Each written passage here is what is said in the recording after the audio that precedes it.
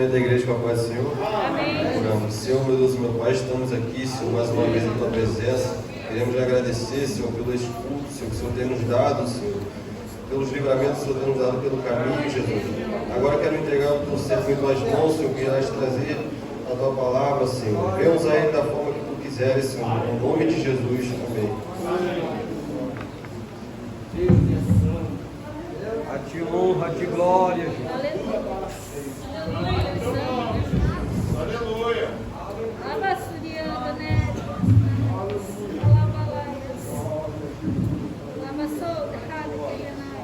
Salve os irmãos, papai do Senhor, amém? Amém.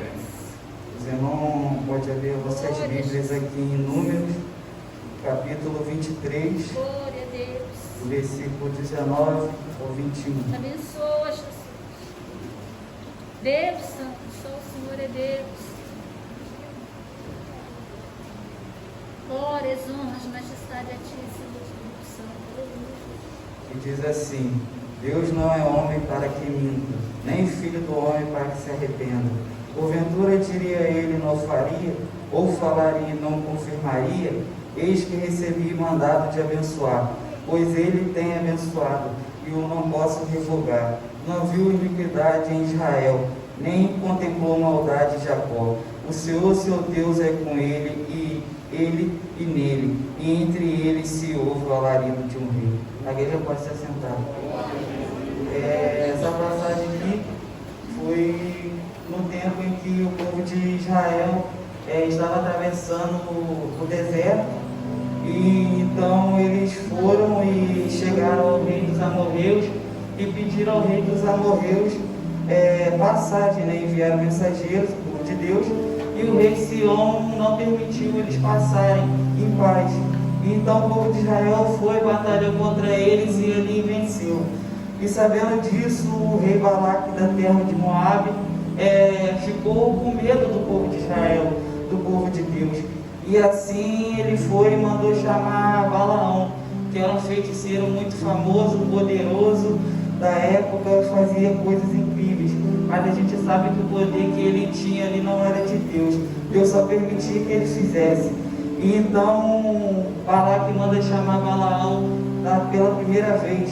Envia-lhe príncipes renomados, riquezas, joias, pratas e ouro. E Balaão, por ter se voltado a Deus, ele diz que não vai. Pede resposta a Deus e ele não vai. E pela segunda vez, com muito medo, porque o povo de Israel estava se aproximando das terras de Moabe, Balaque chama Balaão pela segunda vez, ali mandando mais príncipes, muito mais importantes do que foram pela primeira vez, e manda muito mais riquezas, muito mais joias, muito mais círculos ali para poder convencer ele a ir com ele amaldiçoar o povo de Israel. E pela segunda vez ele diz aos príncipes, aos mensageiros que foram, que ficassem ali e esperassem ao amanhecer, que ele ia buscar a resposta de Deus.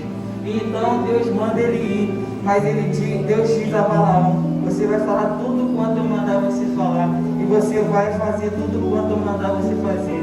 E então ele dá a resposta ali e vai com aqueles homens até a terra de Moabe. Só que durante a viagem, o Senhor, conhecendo o coração de Balaão, o Senhor conhece o nosso coração, como também o inimigo conhece o nosso coração. E o inimigo vai investir naquelas coisas que a gente tem mais apego. O inimigo vai investir naquelas coisas para tentar tirar nosso tempo, para botar nosso orgulho alto, para tirar aí o nosso temor a Deus. Então o inimigo, conhecendo que o Balaão tinha um apego maior sobre riquezas, ele vai mandar o rei ter aquele pensamento de mandar ir de novo. E Deus também conhecendo, sendo mais poderoso que Satanás, ele vai estar mandando um anjo para poder interceptar aquela viagem. Mas por ele estar tão cego e tão pensativo nas riquezas, o poder, um animal que falam que é irracional, não tem capacidade nem de pensar, nem de tomar atitudes por si próprio, consegue ver o mensageiro do Senhor com uma espada na mão. E o homem que falava com Deus não consegue ver o anjo do Senhor. E então a gente tem que tomar cuidado, porque às vezes a gente vai para a igreja, tem um culto e a gente o crente girafa, como diz. O corpo está na igreja, o pensamento está lá fora. E a gente aqui dentro. Muitas das vezes a gente acha um culto frio e o outro do nosso lado acha um culto maravilhoso. Deus fala com ele de todas as formas. Também, como a banda diz, é o crente ventilador, fica com a cabeça sempre girando para o lado, olhando os defeitos da igreja. Fala para ele que está suja, a roupa do irmão está suja, o cônjuge foi assassinado. Fala só os defeitos. E às vezes, por não estar ligado com o pensamento no Senhor, e ali ele nem vê, já está pecando contra o Senhor. O seu pensamento não está ligado nas coisas de Deus, não está ligado verdadeiramente naquele mundo. E então, Faraó vai e a jumenta, por ver o anjo do Senhor, muda de lado. E então ele começa a bater nela. Ela vem de novo, ela muda pela segunda vez. Ele continua batendo nela. Ela muda pela terceira vez. E então o Senhor permite ela abrir a boca e falar com ele. Se alguma vez ela tinha feito algo de errado por ele, desde que ele tinha ela sempre obedecia, ia pelo caminho certo. E então ele diz que se tivesse uma espada na mão, a mataria. E então, quando ele fala isso, ele vê o anjo do Senhor. E o anjo do Senhor manda ele parar de falar aquilo com aquela mula, porque se ela não desviasse do caminho, ele já teria matado Balaão. E então ele agradece, e vê que estava errado com as suas atitudes, o seu pensamento certo. E então o anjo do Senhor manda conhecer o coração dele, manda ele ir para Moab, mas não deixar os seus pensamentos ficarem ligados ali nas riquezas e no poder que ele ia receber se amaldiçoasse. E diz para ele falar o que o Senhor mandar e fizer o que o Senhor mandasse também. E então vai dizer que ele vai e chega lá em Moab. E então Balaque vai falar com ele para poder amaldiçoar o povo de Deus. Ele pede para que fizesse 7 altares. Então eles fazem ali o primeiro sacrifício e o Senhor manda Balaão abençoar. E não satisfeito, Balaque vai, leva ele ao segundo lugar. E então ele vai e diz as profecias aqui, né, que foram as bênçãos. Deus não é homem para que minta, nem filho do homem para que se arrependa. Porém, ele não faria, ou falaria, não confirmaria. Este recebi mandado de abençoar. Pois ele me abençoado, eu não posso revogar. Não viu iniquidade em Israel, nem contemplou maldade em Jacó. O Senhor meu Deus é com ele, e nele, e entre eles se ouve o alarido de um rei. Deus o tirou do Egito, e as suas forças são como de unicórnio. Pois contra Jacó não vale encantamento, nem adivinhação contra Israel. Neste tempo se dirá de Jacó e de Israel, que coisas Deus tem feito. E essas profecias aqui também servem para nós no nosso tempo. Se Deus prometeu, Ele vai cumprir, porque Deus vai cumprir o homem para que ele. Se o Senhor falou, Ele vai fazer. Mas a gente tem que tomar cuidado também, porque não é o Senhor que fala. O homem também fala e às vezes a gente confunde. E a gente tem que pedir discernimento ao Senhor, sabedoria, um coração sensível para reconhecer a voz de Deus. Porque às vezes o homem fala e não se cumpre, e a gente fica questionando por Deus porque que aquilo não aconteceu. Mas também, se Deus prometeu de verdade, Ele não vai se arrepender. Porque quando a gente promete alguma coisa, às vezes por alguma ocasião a gente se arrepende. Mas se Deus prometeu, Ele não volta atrás. Eu tenho uma conversa desde criança. Uma vez eu estava dentro do quarto, no quarto, minha mãe estava orando perto da cama e eu estava brincando perto da janela.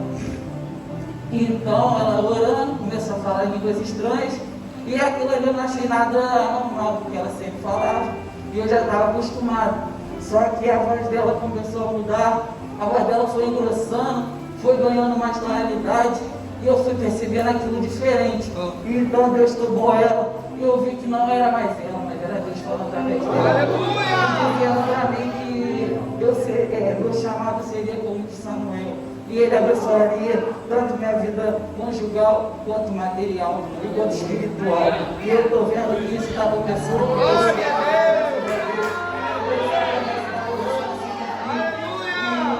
A única coisa que a gente tem que fazer é continuar firme na casa do Senhor. Porque as promessas dele nunca falham e Ele não vai se arrepender daquilo que prometeu. Você não me conhece desde pequeno, sabe que eu sou muito tímido. E antigamente nem ganhava oportunidade, não gostava. Chegava comigo para Santa Cita, na matriz, ficava lá nos últimos bancos, nós dois.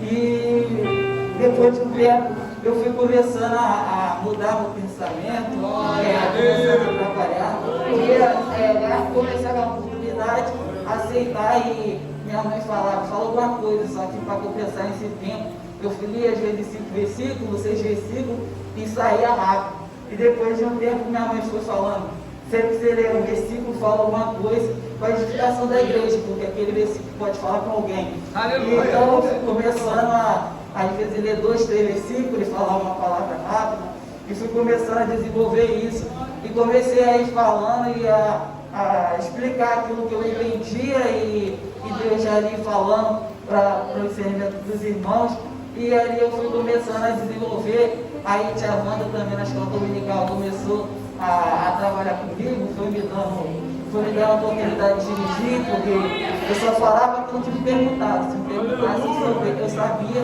ali na lição, mas não falava fora que se me perguntasse. E aí ela foi começando a trabalhar, foi me dando a oportunidade para me dirigir, e aí eu fui começando a me soltar, me desenvolver. Ainda sou um pouco vergonhoso, mas eu creio que Deus está trabalhando na minha vida. Também agradeço a minha mãe, meu pai, que vem ali orando por mim, me ajudar desde pequeno, me criando na casa do Senhor desde novo, desde jovem.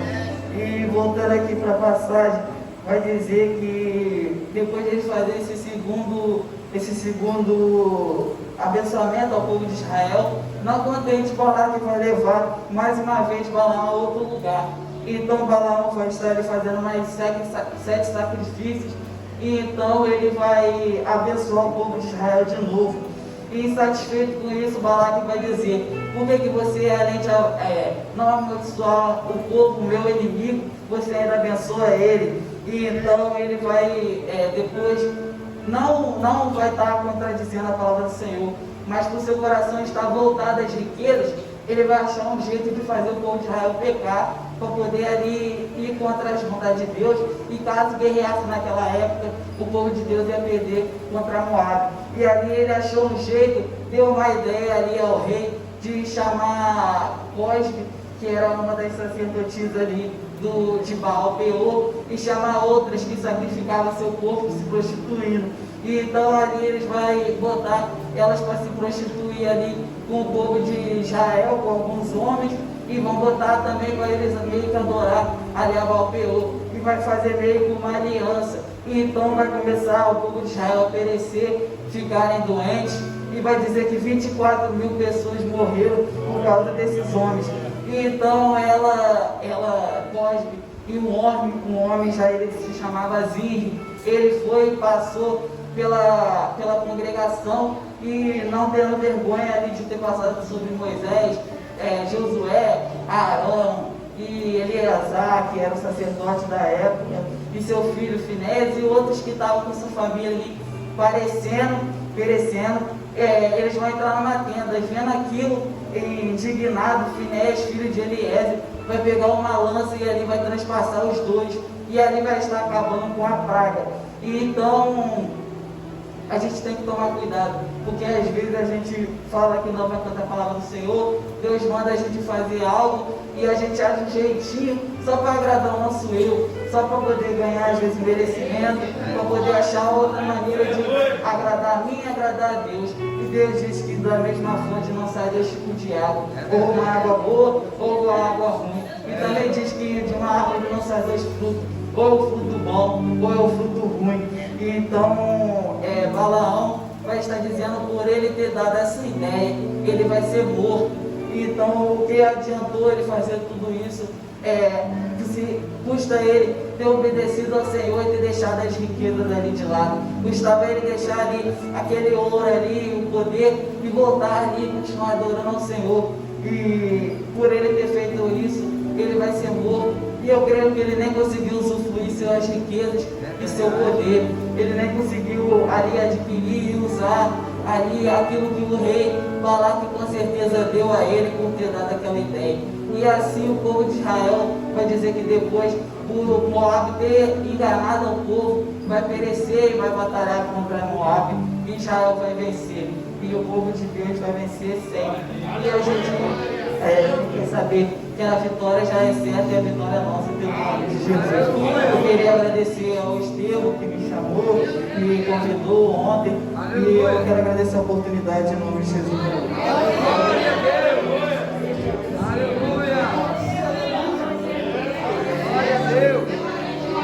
Deus é maravilhoso a cada momento.